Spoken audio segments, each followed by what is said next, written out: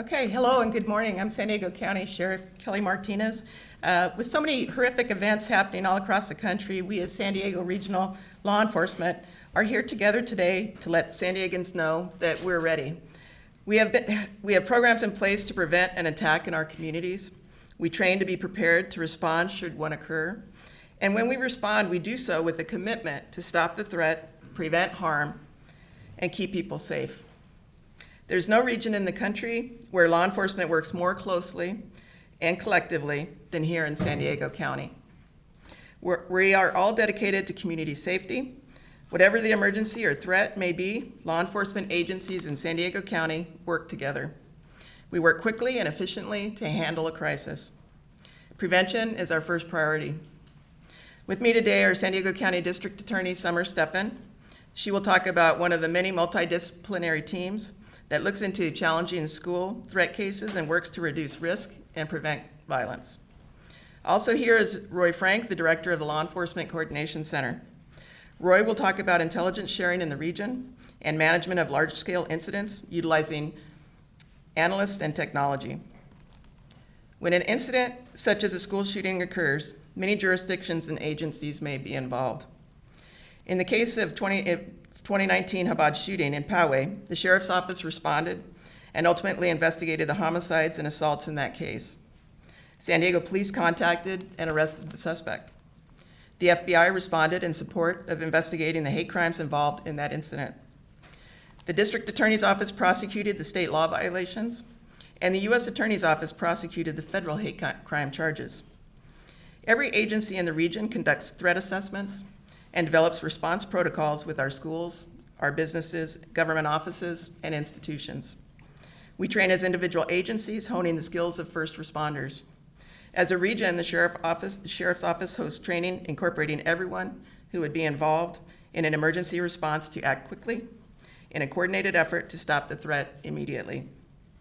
The Sheriff's Office and many agencies in the region come together in task forces, such as FBI-led Joint Terrorism Task Force, to identify threats and investigate them to prevent attacks before they occur. I'd like to insert here that despite the federal government shutdown, our federal partners have assured us that they will continue in their commitment to our public safety efforts, and they will not stop the important work that they do in preventing, preparing, and responding should an incident occur. However, law enforcement cannot do this work alone. We depend upon the public to tell us when they see something that appears threatening or to identify individuals where their conduct is troubling. This could include social media posts, text messages, a sudden change in behavior where a person is showing a fascination or interest in violent activities, obsessive behavior about a particular group or location. To put it simply, if you see something, say something. Report any suspicious activity by calling your local law enforcement agency. Go to a local sheriff's office or police station and report the suspicious activity. In the event of an emergency call 911 immediately. We also ask the public to be prepared in the event of an incident occurs. Understand that cell service may diminish during a crisis incident. Watch the news and area agency social media for instruction and information. The schools will alert parents as soon as possible and try to keep you updated. If something happens and you are concerned for a family member, please do not rush to the scene. Listen for direction on reunification locations identified by law enforcement as safe. Sign up for emergency alerts at www.alertsandiego.org and www.protect.genesis.com to receive up-to-date information. You can also download the San Diego Emergency app and Genesis Protect app for your mobile device by visiting the Apple App Store or Google Play Store. Now I'd like to introduce San Diego Law Enforcement Coordination Center Director Roy Frank. Thank you, Sheriff. Good morning, and thank you for having me here today. Again, I'm Roy Frank. I'm the director of the San Diego Law Enforcement Coordination Center. A lot of people out there understand what fusion centers do, but there are some that don't. Post 9/11, fusion centers were developed to assist law enforcement enhance communication, especially when it comes to terrorism, mass casualty threats. There's about 80 fusion centers throughout the country. In California, we have 6 fusion centers. Where this is important is it's all about the information sharing, especially when it comes to intelligence. Here's the great news. We are very lucky in San Diego.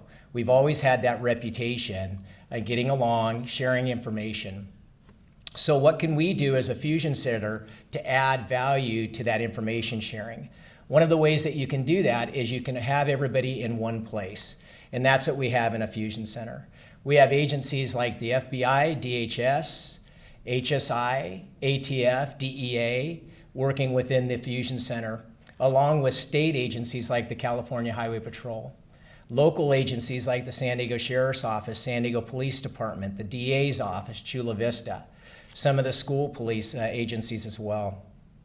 It's important because these folks are task force operators, are officers, and what's good about this is they can actually speak to each other when they're sitting next to each other in cubicles.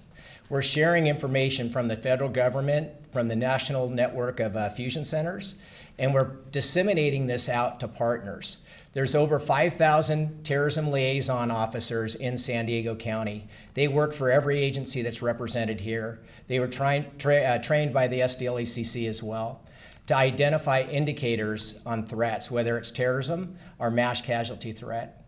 There's also units that we have that assist called the Tips and Leads Unit, or the Threat Management Task Force. These units take a look at about 2,000 SARS a year, suspicious activity reports. And what's important about that is we work closely with the Joint Terrorism Task Force with these types of tips that come in.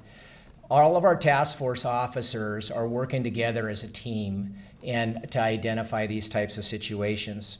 What I didn't mention is we get about 500 tips and leads on school threats. And what's important about that is we have the public really helping us because most of those tips and leads are coming from either school teachers, students, parents. The parent network is absolutely outstanding.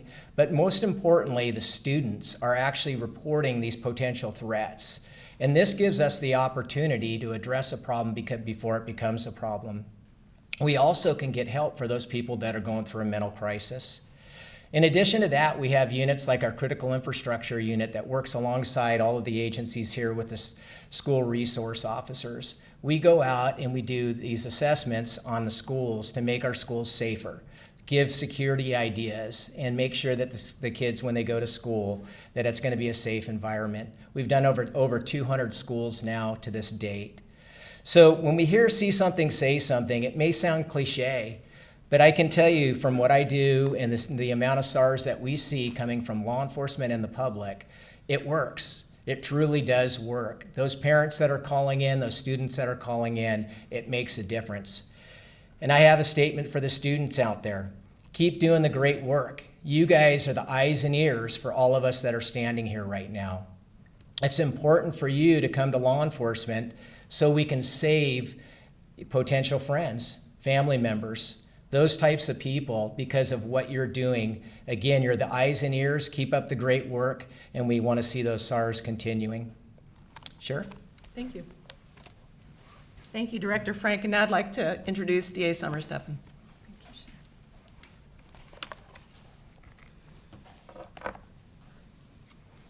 Good morning. I'm Summer Stephan, San Diego County's District Attorney. I want to thank Sheriff Kelly Martinez because this coming together of all of law enforcement in our region, all of our great chiefs and partners, is an important message to the community. We quietly do the work behind the scenes, but as the sheriff noted when she invited us, there is trepidation in the community because our whole nation is connected, and we see when there's violence anywhere, and it hurts our families and our schools and our businesses right here in San Diego. It feels really close to home. In San Diego, although we are not immune to terror and mass shootings, we do have a system by which we seamlessly work together behind the scenes. We don't announce when there is a big crime that very likely was prevented, especially when it's a minor that was the person who planned that crime because of juvenile privacy and other things. But it is important today that the message out to the community that every day all of our law enforcement is working with the community, with our schools, with our faith institutions, with our hospitals, to make sure that every child and every adult is safe in every neighborhood in San Diego County. And that's exactly why we remain one of the safest urban counties in America. I think it's important today to give you a little bit of the inside of what happens. The sheriff shared with you what systems go into place, how we work together. And Director Roy Frank for the Law Enforcement Coordination Center shared with you how we're able to not miss information that's critical in assessing threats. I want to focus for a moment on schools. However, the same system that we use applies everywhere, and we use the same coordination as much as we can to make sure that when there is a threat, we are able to jump into action immediately. And an important statistics, just this year alone, there have been 53 school shootings and 329 what would be categorized as mass shootings in our nation. So the schools take up a big chunk of those shootings. In San Diego County, I had the privilege of trying to a jury the last school shooting we had before I became the district attorney. That's the Kelly Elementary School shooting. In trying that case and convicting the shooter, it was clear that we needed to improve our systems on how we protect our school infrastructure. And so in 2018, we came together with our law enforcement sheriff and with our schools and the Law Enforcement Coordination Center. And we formed a one-of-a-kind school threats protocol that every school district and every law enforcement chief, sheriff, DA's office signs onto. And what this does is it makes sure that there is a system where somebody who's a threat doesn't move from school to school, which you've heard, unfortunately, in many different cases around the nation, without being detected, without the danger and the threat being assessed correctly. All of these suspicious activity reports with regard to school threats go into the Law Enforcement Coordination Center, so we're able to pull back a threat that may have happened a year ago that now put together with a threat from today shows you that the threat level is much higher and that more action is needed. There's a special team that has psychologists, psychiatrists, law enforcement, schools, DA's office, and is led by a team leader. And when we are unable to bring a criminal charge, because many threats fall short of making a criminal threat that is prosecuted under the law, or actually acting, which of course is prosecuted, we're still able to see what mental health interventions need to be brought, whether there is access to guns that are not locked in the home, being able to make sure that we tell the parents how to check the internet to see what the student is doing online, because unfortunately we see that kids are being radicalized online and they're being taught to dehumanize whole segments of people and to act against them because of their religious or political views. And so all of this work happens behind the scenes. And the result is that we're identifying the would-be shooters before the shooting takes place. We're developing a plan to stop them either by filing criminal charges or by bringing the threat assessment team and the mental health support systems, talking to the different people, whether it's a family member, a counselor at school, to make that situation safe. One statistic that I want to give you that should motivate every single person out there to see something and say something is that 93% of school shootings are pre-planned. They're not random events. They're planned over a substantial amount of time. We've intervened where we've had a date planned, we've had a mapping of the school, we've had weapons that were being ordered, we've had motive targets. So we've seen how these plans develop. But a more compelling statistic is 80% have told someone of their plan, but that person didn't tell the right people that are standing here before you. Can you imagine if a full 80% had spoken, we wouldn't have the hundreds of lost lives. So that is one of the key messages today, is to let you know that even if you don't hear about it, this group is working with the community, with our schools, with our faith institutions, our hospitals, every single day to make sure that we are safe in San Diego.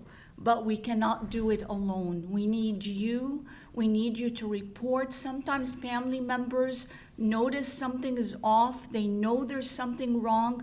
They're afraid to report because they're afraid to get their loved one in trouble. But the reality is there's irreversible trouble if violence happens. You cannot turn the clock back. The best time to act is before violence and terror takes hold. Thank you so much. Thank you so much, Director Roy Frank and DA Stephan, for that important information. So I hope the takeaway today is how important it is for the community to help us to identify potential threats, for us to be able to investigate those threats, to prevent the threats in the first place. If we aren't able to prevent a threat, we're ready to respond as a region. We're ready to investigate that incident. We're ready to act quickly to prevent any further damage. And we train religiously in this county together and collaboratively. So in closing, I'd like to say that everyone up here is available for interviews if you'd like a one-on-one, but I'll start by asking if there's any questions. Yes. I have two quick ones, Roy. For one, you mentioned about 500 tips and leads. In what time span are those received? Yearly or? Yeah, so yearly we receive about 500 school threats a year. Okay, got it. Thank you for that clarification. And another quick question. I actually, this is great, and I've been thinking about this a lot. You mentioned the Shabbat highway shooting. Yeah. I graduated from the FBI Citizens Academy a couple of months ago. And in it, they gave us the case briefing about that shooting. Yeah. And they mentioned that there were classmates who noticed that he was obsessed with a very similar manifesto. The students reported it to teachers reported it to law enforcement, and that was one of those cases where it just wasn't enough. We weren't able to intervene in time. Can you comment on, those situations? Yeah, we'll do everything we can, but as the DA kind of talked about, sometimes there's not enough of a there's not a state law violation or a federal law violation, so we can monitor and track and hope we can do some wraparound prevention that way. But if nothing proactively has happened, we aren't able to put the person in custody to prevent that crime, which is, it's just tragic. And that was, what really helped with that is we had an off-duty sergeant that just happened to be driving by. So, anyone else?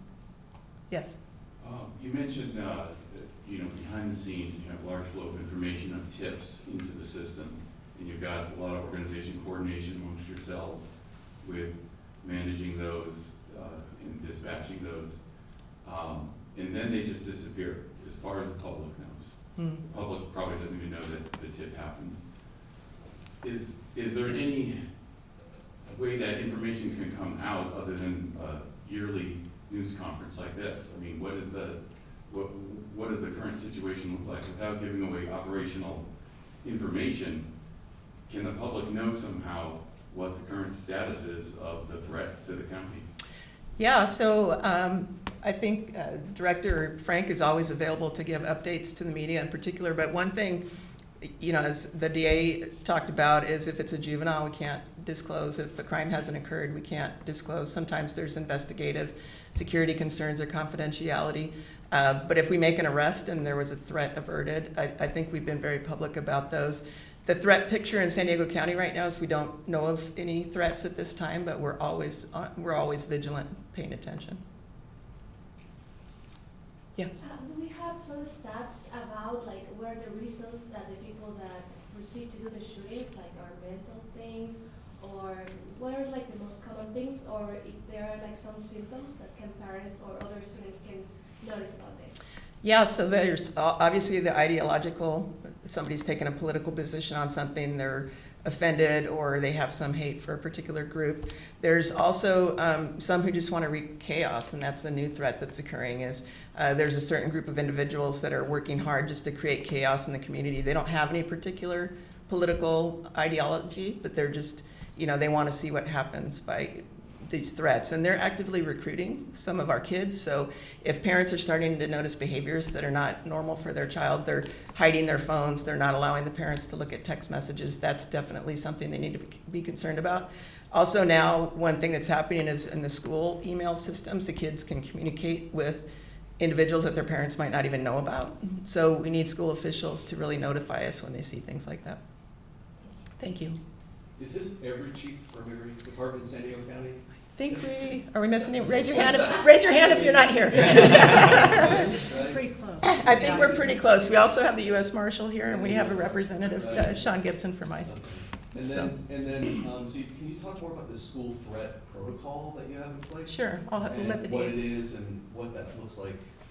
I mean, you say your kid's hiding their phone. I'm sorry, I don't know if any of you have teenagers, but It's not unusual. Mine doesn't want me looking at his text messages, but we do anyhow. But like, that doesn't seem like an unusual behavior. Yeah, Right? I would not be suspicious of him. not wanting you to see he's texting a girlfriend. Yeah.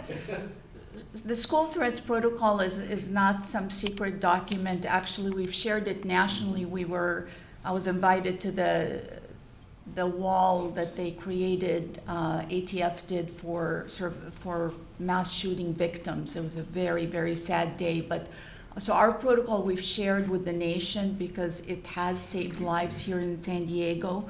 But what it does is it describes the role of the teacher, the role of the counselor, the role of the school security, the role of law enforcement. Everybody has their place of exactly what they're supposed to do when there's a threat to a school.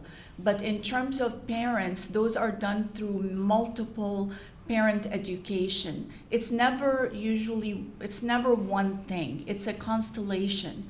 But in school shooters, one of the things that is pretty much always common is there is a recent grievance. And interestingly enough, that grievance can be even like a breakup with a girlfriend or something like that, but a kind of a grievance, something that upsets you. There is often some bullying that's going on.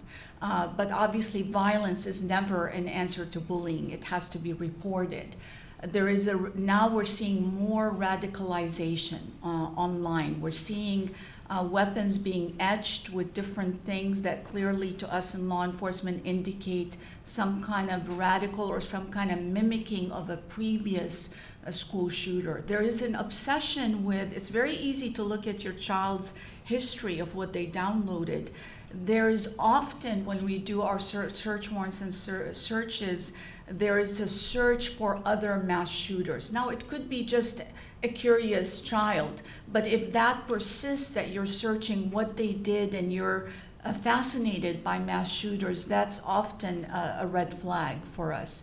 Of course, mental health issues, but not what you think like organic, like schizophrenia or not being able to make a decision, but more like depression, like anxiety, more things that show you a change in the child's behavior. So it's everything, but being able to take those and, like I tell parents, kids don't have privacy rights from their parents. So if you want to search their room, look at their phone, go to the NCMEC, the National Center for Missing and Exploited Children. There's a NetSmarts that gives you a guide on how you can track and put parental controls for children. You should do that. That's a way to keep your child safe and the community safe.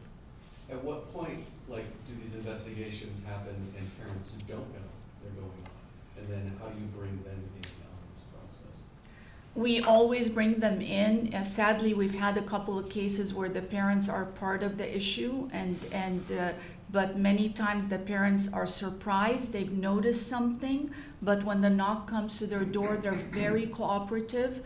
They're ready to make sure that the weapons are removed, that they help the officers, they work with the school on a mental health plan. Most parents are overwhelmingly appreciative that they learned about the threat before it took hold.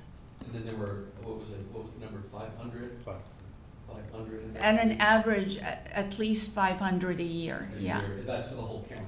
for the whole county That's more than, threats. what, Yeah, two a exactly, day, this right? year was 580, Oh, wow. yeah. Any sort of increase on that lately with the climate? We do see numbers go up, actually, depending on what's going on in the country.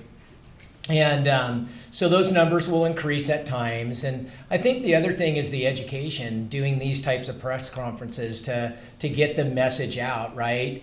The other thing that I think is really important here is we do know that most of these kids talk to their friends. They honestly do. And usually there's somebody out there that knows what that person's going through. So that's important. The other thing that I think is really important too, we see on these social media posts, is a lot of these kids actually have access to parents' guns.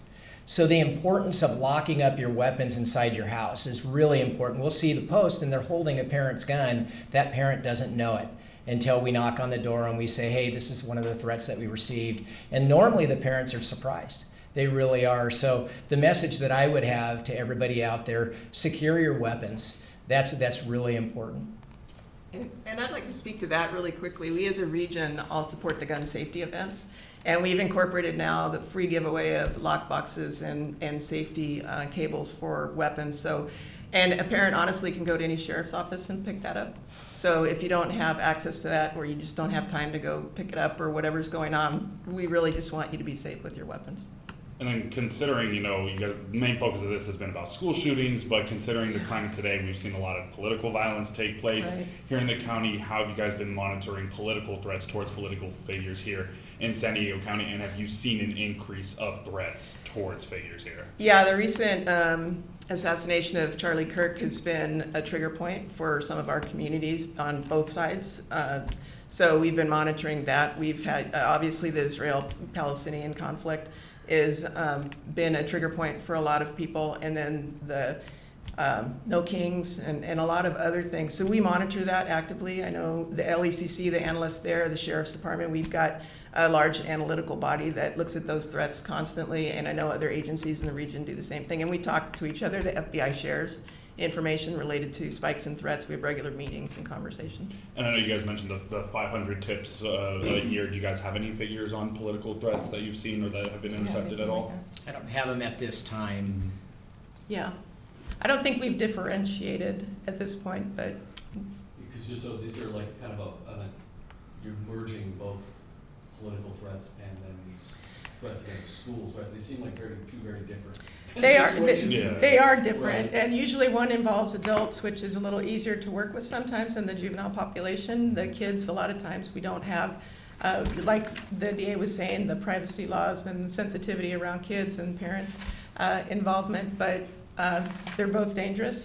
Years ago, we used to call it the lone wolf tactics, where an individual, usually a male, is, plotting to do something and then will shoot, but now it's, we're seeing everything across the country, and so we're monitoring all of those incidents across the country. I talk regularly with other sheriffs in the nation, and I know everybody here talks to their partners across the country, and we share information constantly about trends. So just for, just for Yeah. accuracy, in terms of those threats, would we just say those are just threats you've seen in general? Like, we don't want to just classify it as school shooting Yeah, threats. they're just all threats. All threats in general. Yeah, Perfect. suspicious activity reports refer to anything that an officer or deputy in the field might see, and they want to submit a report for Roy's team to work on. And again, there's 2,000 total for the year, so 500 of the 2,000 are school threats. So Okay. the 2,000 threats could be political, it could be somebody with a grievance, it could be somebody completely different than the school violence that we're seeing right now. Typically what you'll see is those tips and leads will go to a law enforcement agency first, and they will handle that. They'll report that to us. We'll take a look at it. The Joint Terrorism Task Force will also review that as well to see if we can add any value as far as investigative leads as well. So it's a variety of threats that you would see. And as of this point this year?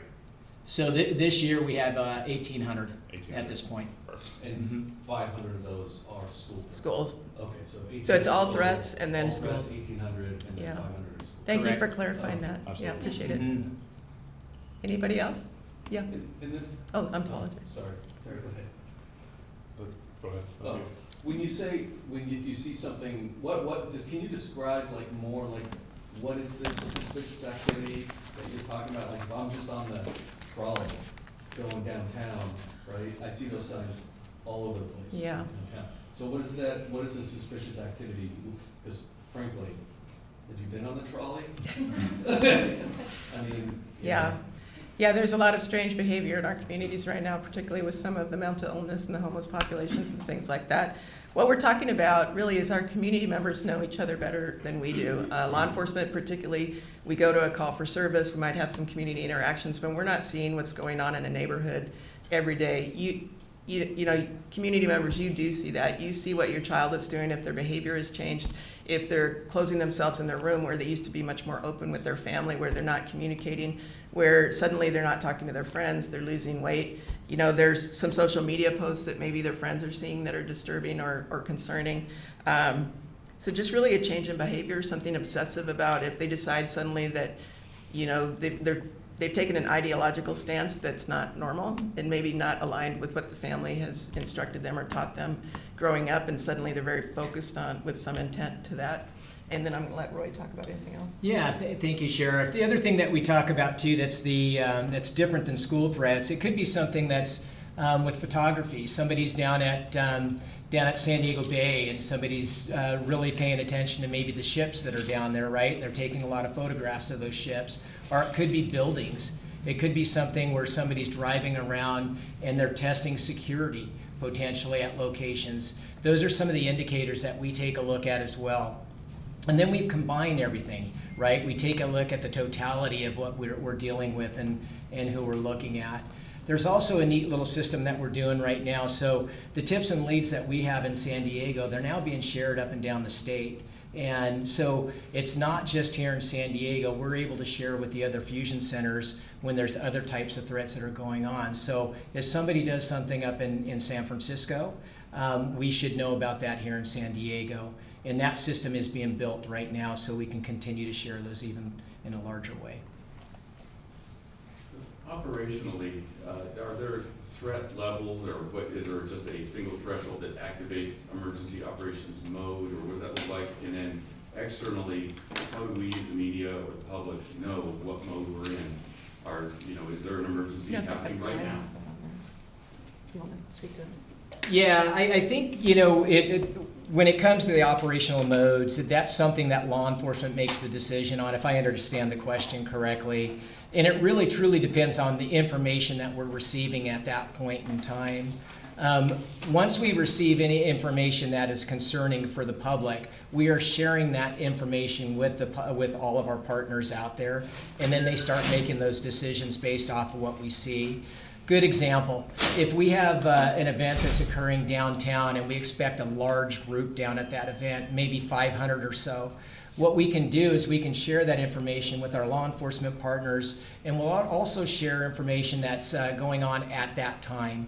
The other thing that's important is our EMS partners, our fire partners. They need to have enough assets at these events as well. And so we're sharing information with them and speaking to them about the potentials that we could run into. And sometimes it could just be a safety issue where somebody's shutting down a street and we need to have some sort of security on that street as well. But that is determined by each agency on at what level they want to start at.